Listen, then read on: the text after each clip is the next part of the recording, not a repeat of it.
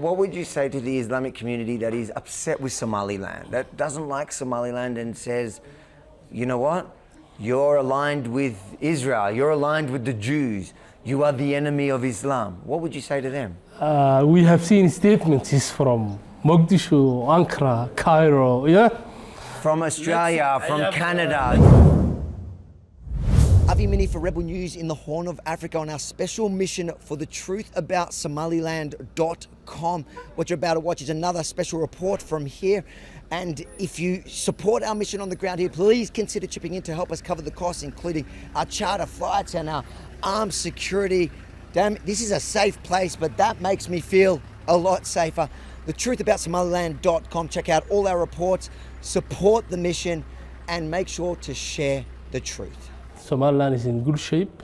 Our economics, there is a strong foundation for economic growth, and we are doing well. Of course, you know that before Israel's recognition, we were not part of the global financial system, yet we have managed to maintain stability, and we have maintained and also the credibility of our currency, the Somaliland shilling. So Somaliland is now in good shape. We have our own economic foundation is very strong. That's my Unemployment is quite high here. Quite high, and this is one of the main challenges we are now tackling. Unemployment, poverty, and these are challenges not only in Somaliland but in Africa too. Why is there an unemployment? Is that due to the fact that it doesn't get to engage in the world trade and is not part of the world financial system? That has something to do with it, and there are many factors here. One of them is that we do not have access to the global financial system. We cannot get loans from the IMF or from the World Bank so that we can invest our infrastructure, road, health, education, and industry.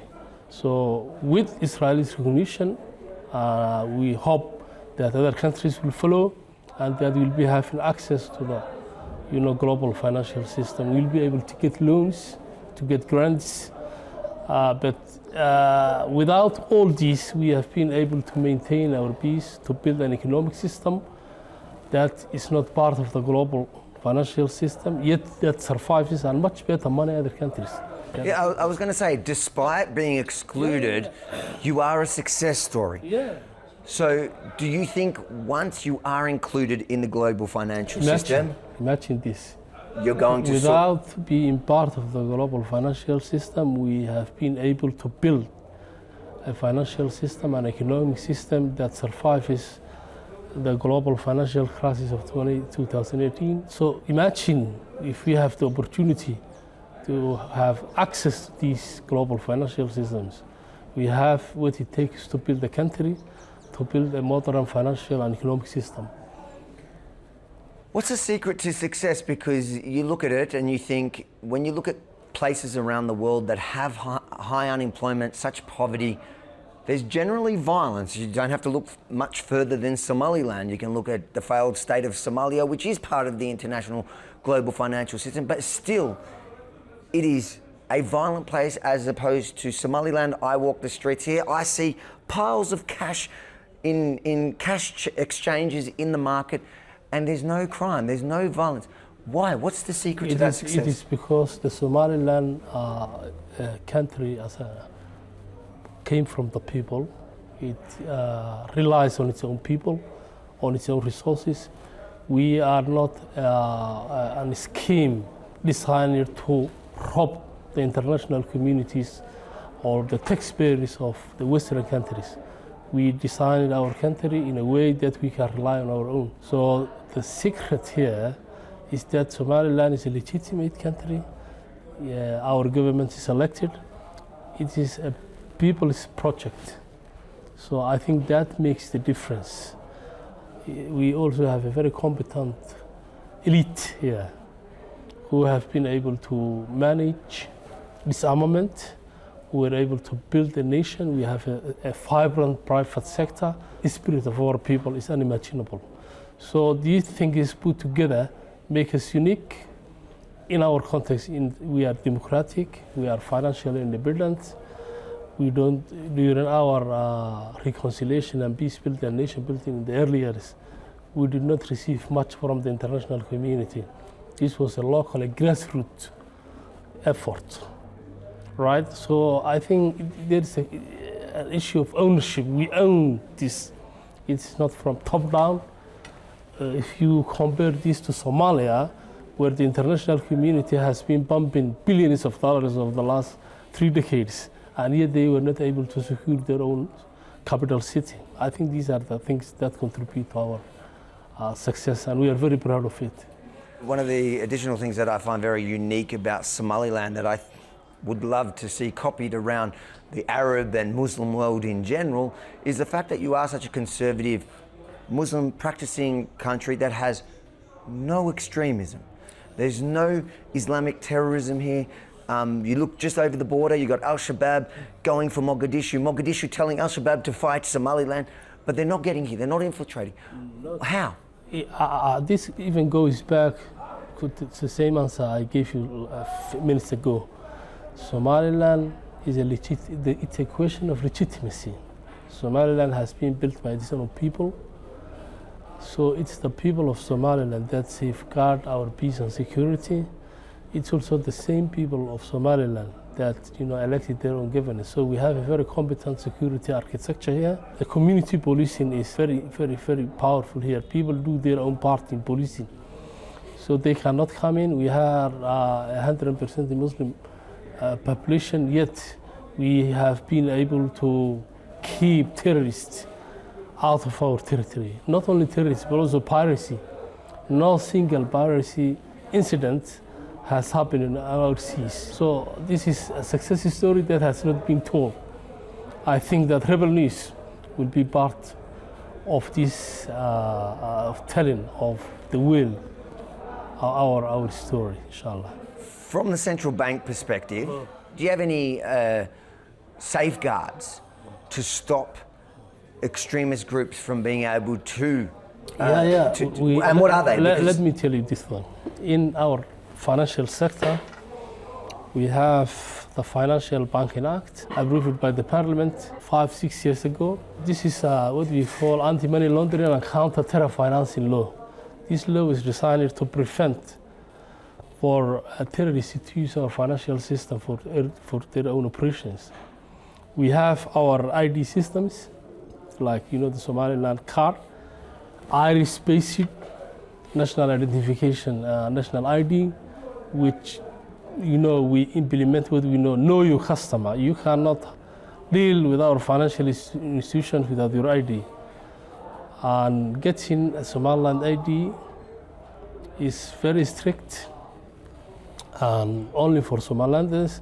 So in this way we are able to monitor the financial system so that terrorists and other elements cannot use our financial system. So we have these laws in place. We have a very competent central bank here and a very close collaboration between private banking and financial institutions. So everything is connected, integrated, and well monitored. And have you guys caught people trying to use the financial systems for terror-related or Islamic extremism? No, we have some people who try, but we monitor it. We chase them out, and they were not successful in penetrating our financial system. Yeah. What do you think the West can learn from Somaliland? A lot. Let's start on this specific issue. Islamic extremists, firstly, Islamic communities around the world. What can they learn from the Somaliland? I hear the community policing. Everybody's telling me about it. Could that be applied to Western Islamic communities? Of course, first, if the political system of if any society is legitimate, if it's built from bottom up, and if people are invested in it, I think that's one way they can learn from it. And you don't have to be harsh on Islam, because Islam is a religion of peace. You need to understand these elements are not even based on Islamic principles, these guys. So a deep understanding of how these things work are very important for anyone, anywhere. But a lot of the extremists and a lot of the Western Muslim communities will say, actually, this is Islam, and look at Somaliland, look at even the United Arab Emirates, look at the moderate progressives, they're not Islam. Firstly, does community policing first start from within the community to recognize, well, if we want to safeguard the reputation of Islam, then we have to draw out the extremists from within our community and give them to the government? So that's the first step. The second step is, do Western governments have to be unafraid to tackle the problems? Often, the reason why there's so many people that are nervous of Islam, skeptical, is because some of the loudest voices in Western communities are fanatical. One thing you need to do is to tell the story of Somaliland, how Somaliland has been able to successful to blend a Muslim society that's democratic, and how Somaliland has achieved this to merge these two things together. And this is, could be a lesson for everybody, inshallah. So Somaliland is the answer? It's the answer, yes, the answer. There are a lot of extremists in the West. They label anyone who criticizes their radical worldview as Islamophobia, which makes governments very nervous to act. Do you think governments should not be afraid of being labeled that by extremists just to stop them from doing what essentially Somaliland is doing themselves? Absolutely, you're right. Government should not fear away, should not be labeled as such. They need to engage constructively with Muslim communities in the West. And to drive out those extremists. They need, but also they need to understand deeply how Islam is a peaceful religion, that Islam coexists with other communities also. So these things, will take time, but we need a genuine desire to engage with Muslim communities in the West. We need the story of Somaliland to be told. I honestly believe that. I'll tell you why, because up to a few years ago, I probably would have, until the Abraham Accords, I as a Jew, I live on the receiving end of much of the hatred from the Islamic community from within Australia, for example. Much of them just hate me simply because I'm a Jew. I'm a Yemen Jew, that my family lives in Israel. They hate me. And I never had hope that there was ever going to be a friendship, but a genuine friendship between Muslims and Jews. Then the Abraham Accords happened. I went to UAE. Now I'm here in Somaliland, and I walk down the street, I feel real love from Muslims. I want to copy that, but I feel like we have to, just like they do in Somaliland, we have to be able to tackle the problem, the cancer that destroys communities in Africa and in Australia. Look, if the Abraham Accord is to normalize relations between Jews and Muslims, that we have done within a day. When the recognition came, our people were already there. We have no hatred for anyone. We see you as Ahlul Kitab. You know Ahlul Kitab? People with the book. People of the book, yes. Yeah, right? So I think Somaliland and Israel's relationship will be a game changer for the relationship between Muslims and Jews. What would you say to the Islamic community that is upset with Somaliland, that doesn't like Somaliland and says, you know what, you're aligned with Israel, you're aligned with the Jews, you are the enemy of Islam? What would you say to them? We have seen statements from Mogadishu, Ankara, Cairo, yeah? From Australia, from Canada, you've seen them. Let's be clear. Their panic mood, it's not about international law, it's not about Islam, it's about the loss of an outdated monopoly. To Somalia, their claim of territorial integrity is a ghost story, right? You cannot lose what you have not governed in 3 decades, okay? To Turkey and Egypt, they view, the Red Sea as their private lake, yeah? So Israel's entry into our maritime space, alongside the UAE's investment in the Berber port, disrupts their hegemony.